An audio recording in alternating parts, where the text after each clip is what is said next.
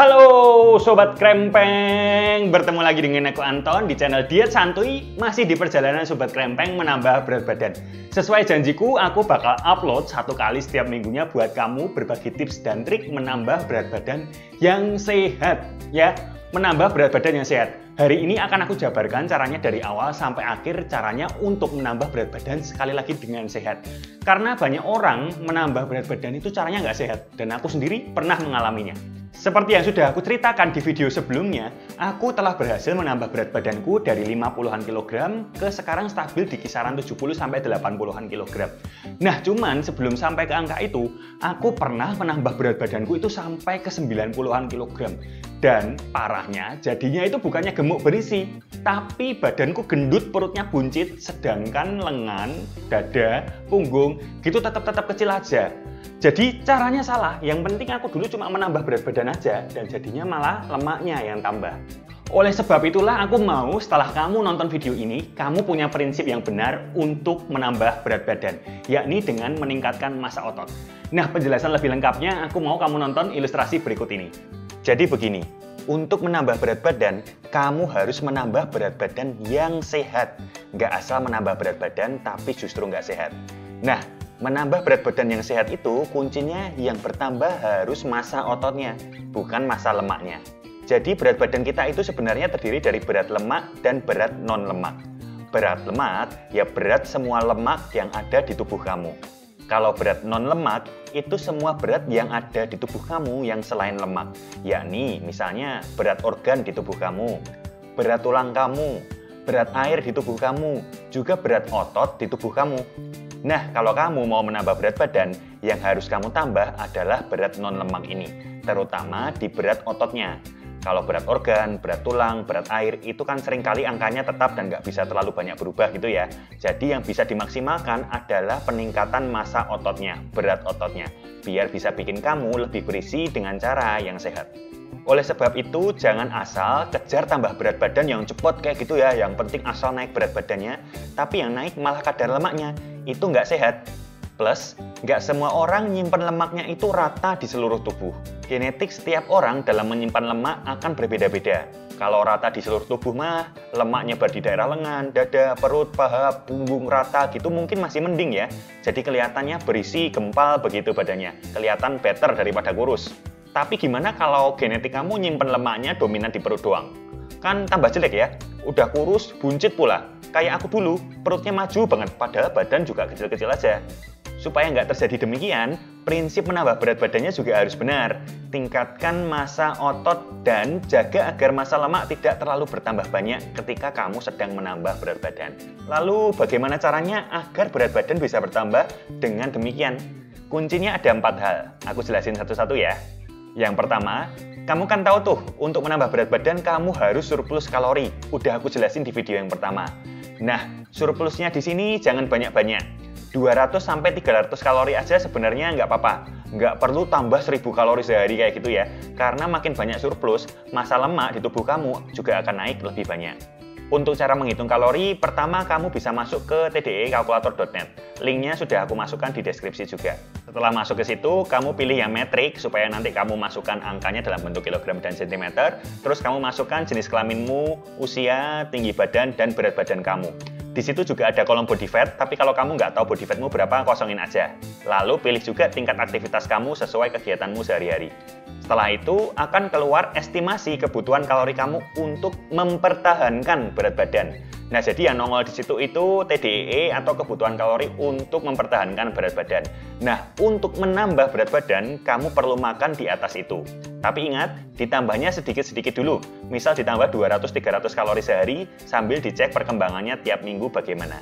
Kalau untuk cek kalori makanan kamu bisa pakai aplikasi seperti Fat Secret atau MyFitnessPal. Install aja di handphone kamu.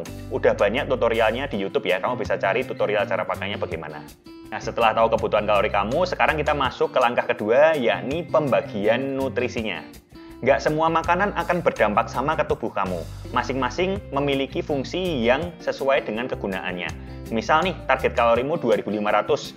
Nah, kamu bisa mungkin mencapai 2500 kalori itu dengan makan Indomie 6 bungkus setiap hari. Mungkin bisa sampai 2500 kalori itu. Tapi apakah nutrisimu bisa cukup hanya dengan makan demikian? Hanya makan instan aja? Atau misal sehari makan nasi 3 piring penuh sama mendoan 10 potong tiap hari sama es teh manis 5 gelas tiap hari. Itu juga bisa sampai 2.500 kalori. Tapi sekali lagi, apakah nutrisinya cukup? Kan enggak ya. Badan kamu perlu sumber karbohidrat, sumber protein, sumber lemak, dan juga sumber mikronutrien.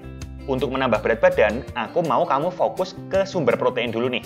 Kejar protein 1,5 sampai 2 gram protein per kilogram berat badan.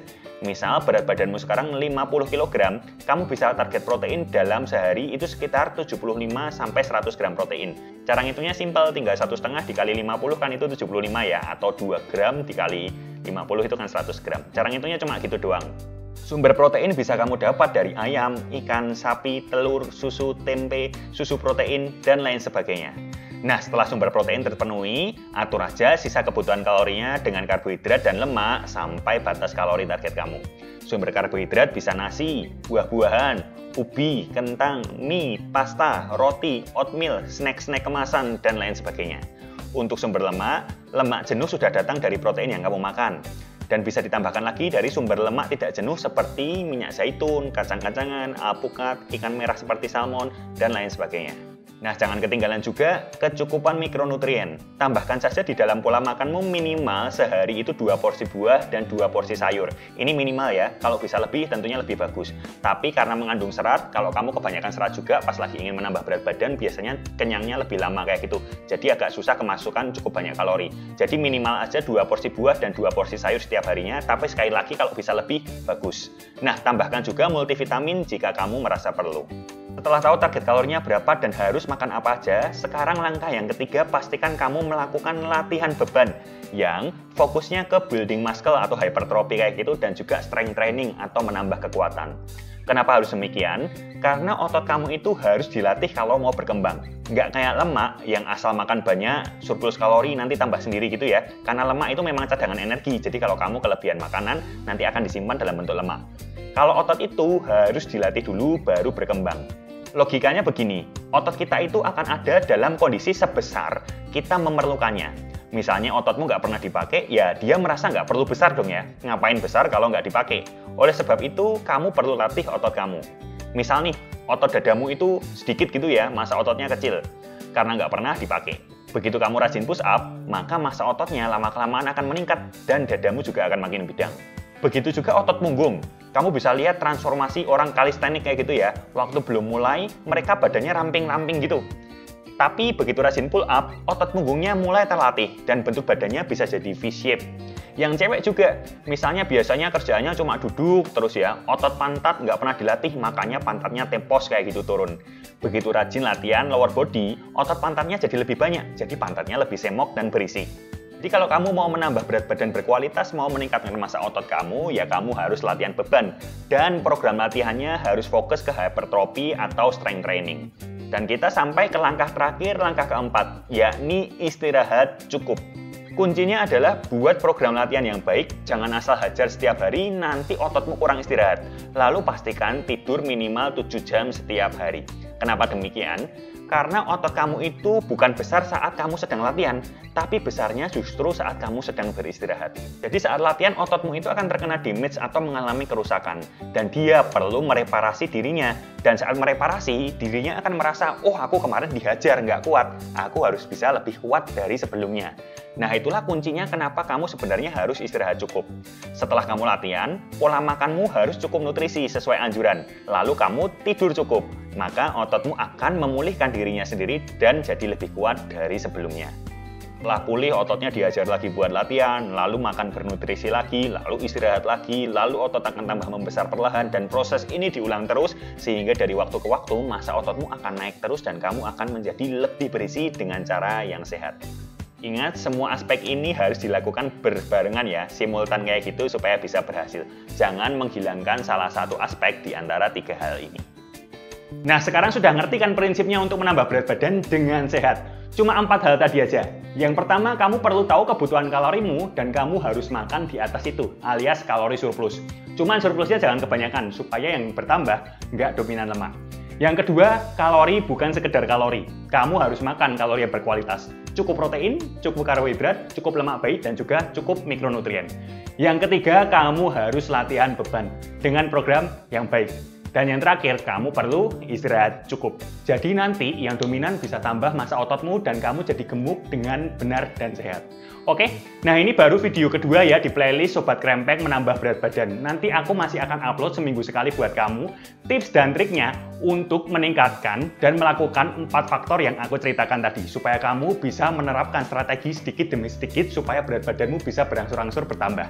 Jadi, kalau belum subscribe, segera subscribe sekarang dan juga tekan bel notifikasinya, like jika video ini berguna, dan tulis komen di bawah kalau kamu Sobat Krempeng punya pertanyaan terkait menambah berat badan. Kita berjumpa lagi di video selanjutnya.